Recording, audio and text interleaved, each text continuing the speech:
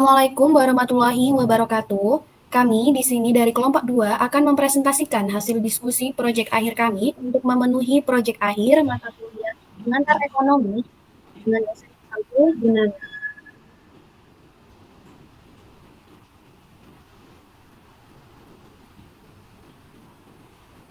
Baiklah, materi yang pertama yaitu permintaan atau demand. Apa itu permintaan? Teori permintaan adalah prinsip ekonomi yang berkaitan dengan hubungan antara permintaan barang dan jasa konsumen dengan harga barang dan jasa tersebut di pasar. Diasumsikan bahwa permintaan adalah jumlah barang atau jasa yang mampu dibeli konsumen pada harga tertentu dan dalam jangka waktu tertentu. Hukum permintaan menyatakan bahwa jika harga barang atau jasa naik, maka jumlah barang atau jasa yang diminta akan cenderung menurun. Sebaliknya, jika harga barang atau jasa turun, jumlah yang diminta akan cenderung meningkat. Dengan kata lain, ada hubungan negatif atau berbanding terbalik antara harga dan jumlah yang diminta. Kemudian faktor yang mempengaruhi permintaan ada 4. Yang pertama, pendapatan konsumen. Yang kedua, perkiraan harga di masa yang akan datang. 3. Ketersediaan serta harga barang sejenis, barang pengganti, dan barang pelengkap. Dan banyaknya atau intensitas kebutuhan konsumen.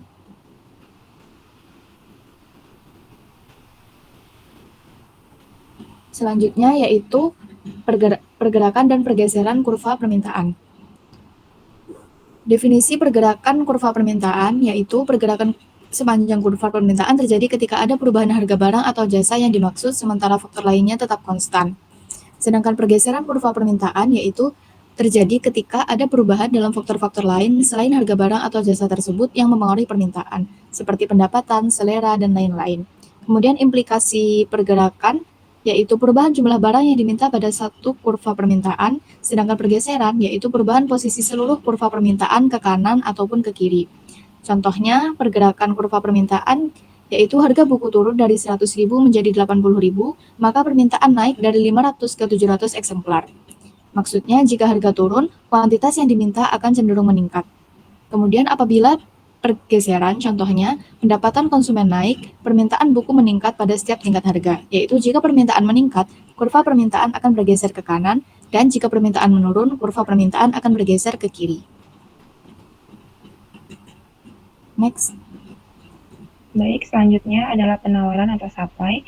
Apa itu penawaran? Penawaran adalah jumlah barang atau jasa yang ditawarkan oleh produsen kepada konsumen pada tingkat harga tertentu dan dalam periode waktu tertentu.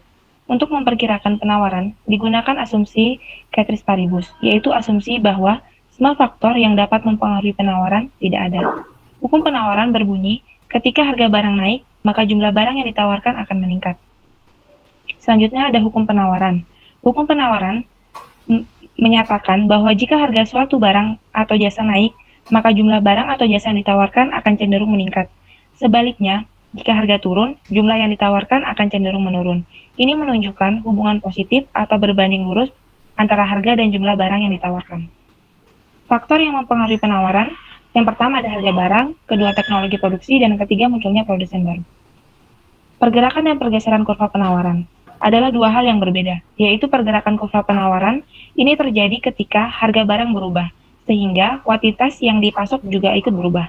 Pergerakan ini menggambarkan hukum penawaran, yaitu ketika harga komoditas meningkat, jumlah yang ditawarkan juga akan ikut meningkat. Pergeseran kurva penawaran terjadi ketika faktor selain harga berubah, sehingga penawaran juga berubah. Pergeseran kurva penawaran bisa terjadi ke kanan maupun ke kiri. Pergeseran ke kanan terjadi ketika jumlah barang yang ditawarkan meningkat tanpa perubahan harga, dan sedangkan ketika pergeseran ke kiri, ketika jumlah barang atau jasa yang ditawarkan oleh produsen berkurang pada tingkat harga yang sama. Kemudian ada beberapa faktor yang dapat menyebabkan pergeseran kurva penawaran, antara lain, yang pertama ada biaya produksi, kemudian ada teknologi produksi, ekspektasi produsen, keuntungan yang diinginkan produsen, kelima ada harga barang dan jasa, subsidi pemerintah dan pajak, jumlah produsen, dan yang terakhir ada ketersediaan input. Next. Selanjutnya ada grafik permintaan dan penawaran. Kurva permintaan adalah grafik yang menunjukkan hubungan antara suatu barang dengan jumlah yang diminta.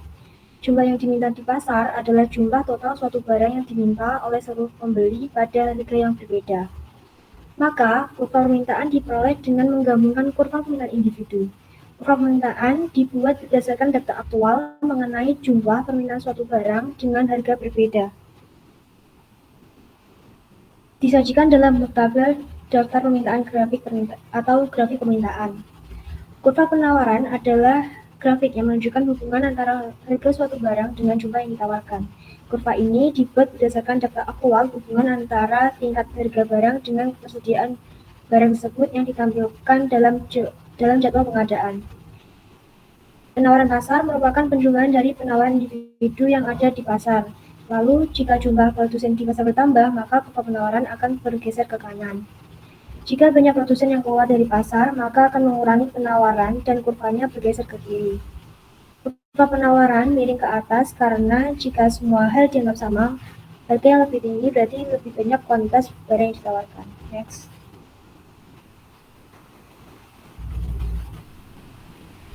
Selanjutnya ada keseimbangan pasar, yaitu keseimbangan pasar dibagi menjadi 3, yaitu keseimbangan pasar adalah keadaan di mana kuantitas suatu produk atau jasa yang diminta atau ditawarkan pada harga tertentu berada dalam jumlah yang seimbang. Yang kedua, keseimbangan pasar akan terjadi apabila harga produk yang diminta konsumen dan harga yang ditawarkan produsen sama. Yang ketiga, ketika keseimbangan pasar tercapai, seluruh harga produk cenderung menjadi stabil. Fenomena ini disebut juga dengan keseimbangan harga. Lalu ada proses terbentuknya keseimbangan pasar, di sini terbagi atas 4 poin. Yang pertama yaitu produsen menyediakan barang sesuai permintaan kegiatan ekonomi meliputi produsen, distributor, dan konsumen. Ketiga komponen kegiatan ekonomi tersebut harus berhubungan dan bekerja sama untuk menciptakan hubungan ekonomi yang baik. Yang kedua, keseimbangan permintaan dan tingkat ketersediaan umum konsumen mendorong produsen untuk memastikan persiapan produk cukup untuk beberapa waktu.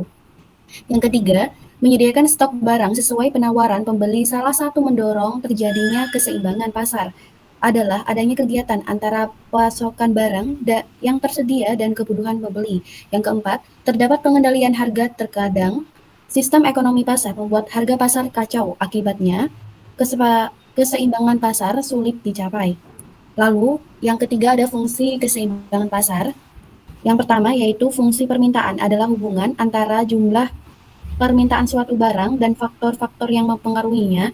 Yang kedua, fungsi penawaran yaitu hubungan antara jumlah barang dan harga yang ditawarkan kepada penjual. Next.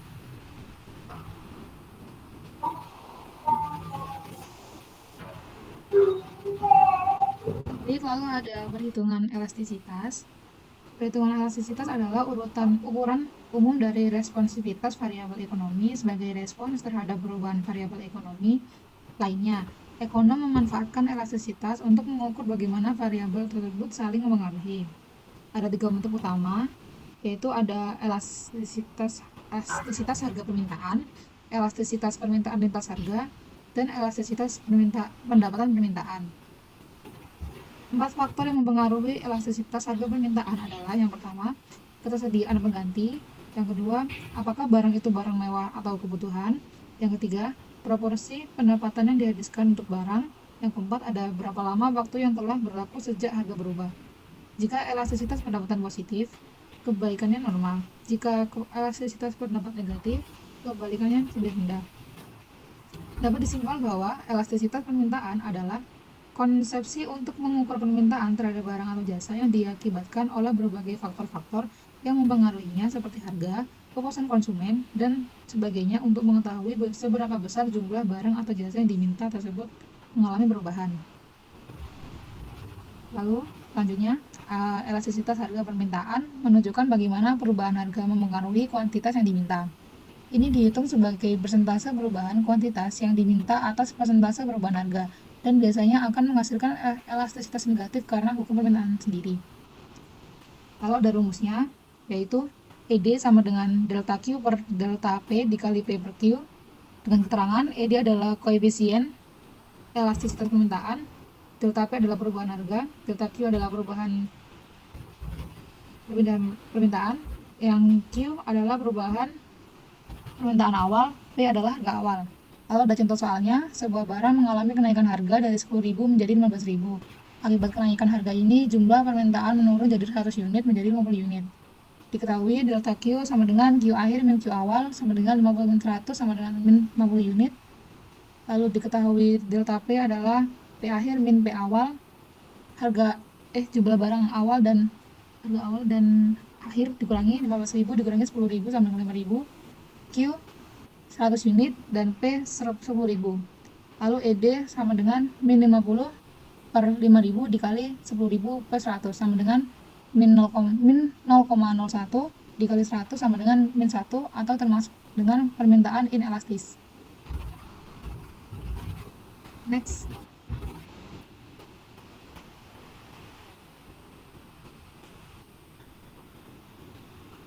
Masuk ke materi selanjutnya, yaitu konsumsi. Menurut Suherman Roshidi, konsumsi diartikan sebagai penggunaan barang-barang dan jasa-jasa yang secara langsung akan memenuhi kebutuhan manusia. Sedangkan menurut N. Georgi-Matthew, konsumsi merupakan pembelanjaan barang dan jasa oleh rumah tangga. Barang tersebut meliputi pembelanjaan rumah tangga seperti kendaraan, alat rumah tangga, dan barang bidang lama seperti makanan, pakaian, jasa meliputi barang yang tidak berwujud seperti potong rambut atau layanan kesehatan. Fungsi konsumsi. Fungsi konsumsi menunjukkan hubungan antara tingkat pengeluaran konsumsi dengan tingkat pendapatan. Fungsi konsumsi dinyatakan dalam persamaan sebagai berikut. C sama dengan A ditambah B dikali Y. C di sini berarti besarnya pengeluaran konsumsi rumah tangga. Lalu A besarnya konsumsi yang tidak tergantung pada jumlah pendapatan atau konsumsi jika tidak ada pendapatan. B sama B itu hasrat marginal masyarakat melakukan konsumsi. Sedangkan Y yaitu pendapat disposable atau pendapat yang siap dikonsumsi. Di sini diketahui fungsi konsumsi C sama dengan 50 ditambah 0,8 dikali Y, di mana C ini konsumsi, Y pendapatan. Lalu jika pendapatannya 100, maka C sama dengan 50 ditambah 0,8 dikali 100. C sama dengan 50 ditambah 80 sama dengan 130. Selanjutnya ada perilaku konsumen. Konsumen adalah pemakai barang atau jasa yang tersedia dalam masyarakat bagi kepentingan diri sendiri, keluarga, atau orang lain yang tidak untuk diperdagangkan kembali. Perilaku konsumen akan dijalankan dalam beberapa tahap, yaitu tahap sebelum pembelian, dan setelah pembelian. Faktor yang mempengaruhi yaitu faktor kebudayaan seperti budaya dan kelas sosial. Lalu faktor sosial yaitu kelompok acuan, keluarga, atau peran sosial dan status. Lalu faktor pribadi, ada usia dan tahap siklus, pekerjaan dan lingkungan ekonomi, gaya hidup, dan kepribadian dan konsep diri. Next.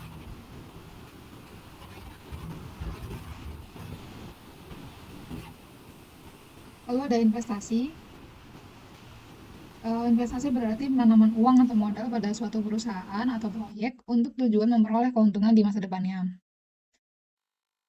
Secara umum, jenis investasi ada investasi individu dan investasi kelompok, atau secara umum investasi berdasarkan kontrol pengawasan terhadap perusahaan. Yang pertama, investasi individu. Ada dibagi dua, yaitu ada investasi aset keuangan dan investasi aset berwujud. Investasi aset keuangan sendiri adalah aset tempat memasukkan uang dengan harapan akan tumbuh atau menjadi jumlah uang yang lebih besar. Investasi aset keuangan berwujud investasi keuangan seperti saham, reksadana, obligasi, dan dana pensiun. Jika investasi aset berwujud merupakan jenis investasi berupa benda-benda berwujud seperti kendaraan, gedung, pabrik, rumah, ataupun apartemen. Lalu yang kedua ada investasi kelompok, atau secara umum investasi berdasarkan kontrol pengawasan terhadap perusahaan dapat dibedakan menjadi investasi langsung dan tidak langsung. Investasi langsung itu di mana investor secara langsung memiliki aset atau bisnis yang diinvestasikan. Investasi langsung memberikan kesempatan bagi investor itu sendiri untuk terlibat aktif dalam pengelolaan investasi mereka dan memiliki potensi keuntungan yang lebih besar. Investasi langsung seringkali melibatkan pembelian aset fisik atau ekuitas dalam perusahaan, contohnya seperti membeli properti, membeli saham perusahaan, dan investasi manufaktur. Lalu investasi tidak langsung atau investasi portofolio merupakan investasi yang dilakukan dengan membeli surat berharga. Pada investasi ini, seorang investor nggak terlibat langsung dalam pengelolaan perusahaan serta tidak diharuskan untuk mendirikan suatu badan usaha. Investasi tidak langsung terjadi jika surat-surat berharga yang dimiliki diperjualbelikan kembali oleh perusahaan investasi yang berfungsi sebagai perantara. Investor akan menerima keuntungan berupa capital gain atas hasil perdagangan portofolio yang dilakukan oleh perusahaan perantara tersebut. Lalu, bentuk investasi ada berbagai macamnya, antara lain ada investasi properti seperti rumah, tanah, ruko, apartemen. Lalu ada investasi pendidikan, yaitu seperti pendidikan formal sekolah atau universitas. Yang ketiga ada informal seperti kursus seminar dan pengembangan profesional seperti sertifikasi dan pelatihan kerja. Lalu ada investasi saham seperti bukti kepemilikan perusahaan. Lalu ada investasi mata uang asing, investasi emas, investasi kripto seperti Bitcoin, Ethereum, atau mata uang digital lainnya. Lalu ada investasi deposito, dan yang terakhir ada investasi reksadana, yaitu dana yang dikumpulkan dari banyak investor dan dikelola oleh manajer investasi profesional untuk diinvestasikan dalam berbagai instrumen keuangan seperti saham, obligasi, ataupun pasar uang.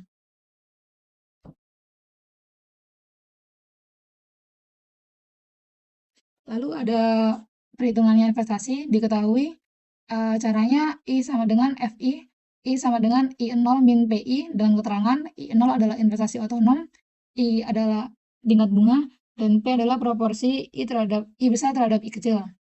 Jika permintaan akan investasi ditunjukkan oleh 1 min 300, I sama dengan 300 min 600 I kecil, bagaimana berapa besarnya investasi pada saat tingkat bunga bank berlaku 15%. Penyelesaiannya, I besar sama dengan 300 min 600 I jika I sama dengan 15% sama dengan diubah ke desimal menjadi 0,15.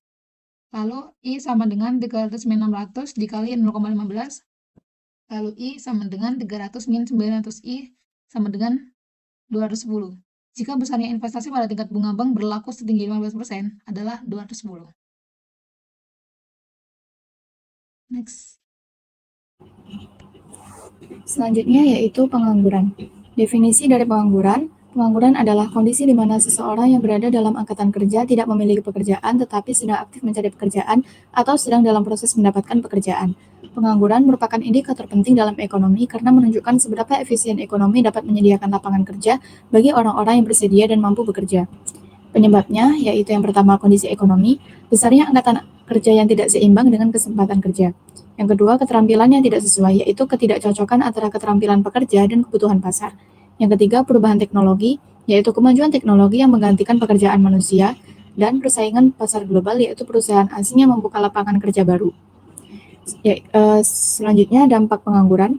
Yang pertama, meningkatkan angka kriminalitas, meningkatkan angka kemiskinan, dapat memunculkan konflik warga negara dengan pemerintah, dapat menyebabkan kesenjangan kesempatan bekerja, menyebabkan seseorang kehilangan keahlian atau keterampilan, dan menurunkan daya saing. Next. Jenis-jenis pengangguran berdasarkan faktor penyebabnya ada 6. Yang pertama, pengangguran friksional, yaitu terjadi ketika individu sedang dalam transisi antara pekerjaan, seperti baru lulus atau berpindah kerja. Yang kedua, pengangguran siklikal, yaitu berkaitan dengan fluktuasi ekonomi seperti resesi yang mengurangi permintaan barang dan jasa, sehingga perusahaan mengurangi tenaga kerja. Yang ketiga, pengangguran deflasioner, terjadi karena jumlah tenaga kerja lebih tinggi daripada lowongan kerja yang tersedia. 4. Pengangguran struktural, disebabkan oleh perusahaan dalam struktur ekonomi yang membuat keterampilan tertentu menjadi tidak relevan.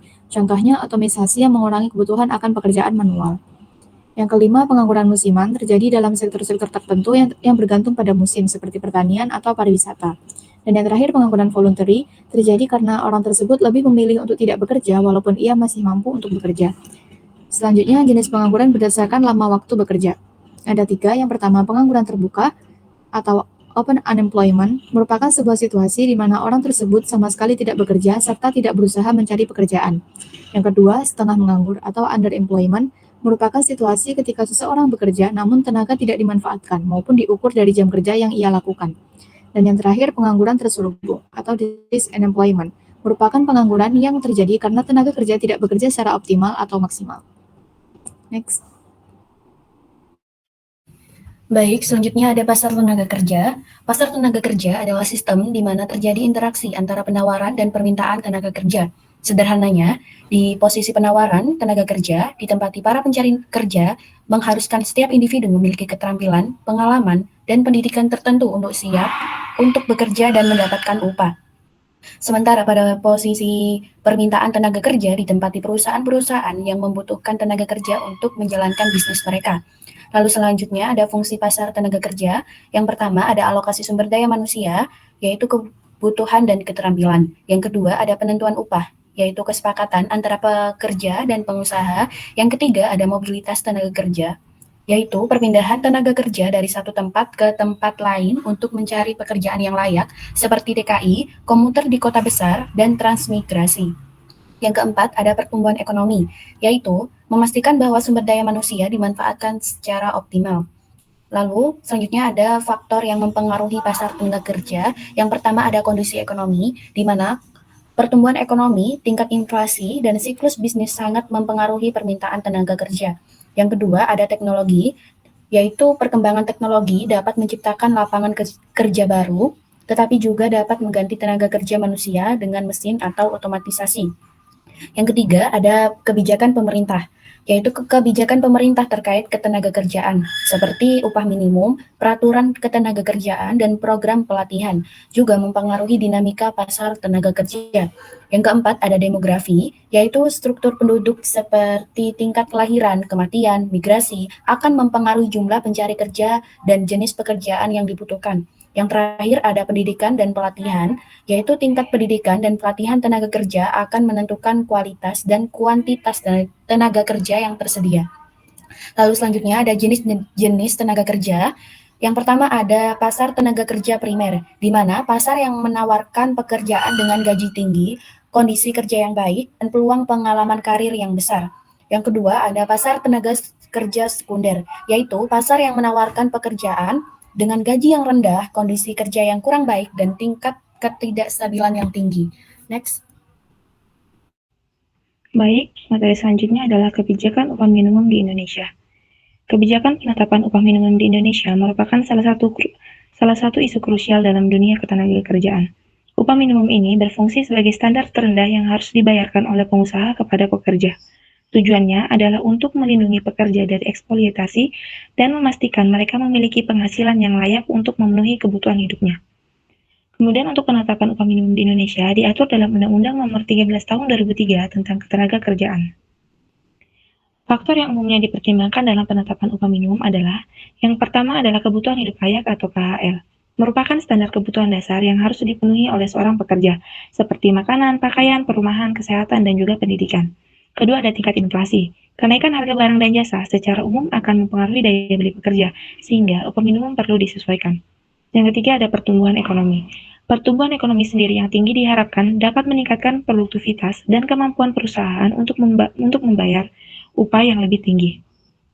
Selanjutnya ada produktivitas. Kenaikan produktivitas pekerja dapat menjadi dasar untuk menaikkan upah minimum. Pihak yang terlibat dalam penetapan upah minimum antara lain yang pertama pemerintah. Pemerintah sendiri bertanggung jawab dalam menetapkan kebijakan umum terkait pengupahan. Selanjutnya ada Dewan Pengupahan, merupakan forum tripartit yang terdiri dari perwakilan pemerintah, pengusaha, dan pekerja yang bertugas memberikan rekomendasi mengenai besaran upah minimum. Yang terakhir ada gubernur. Gubernur sendiri berwenang menetapkan upah minimum provinsi berdasarkan rekomendasi dari Dewan Pengupahan Provinsi. Next.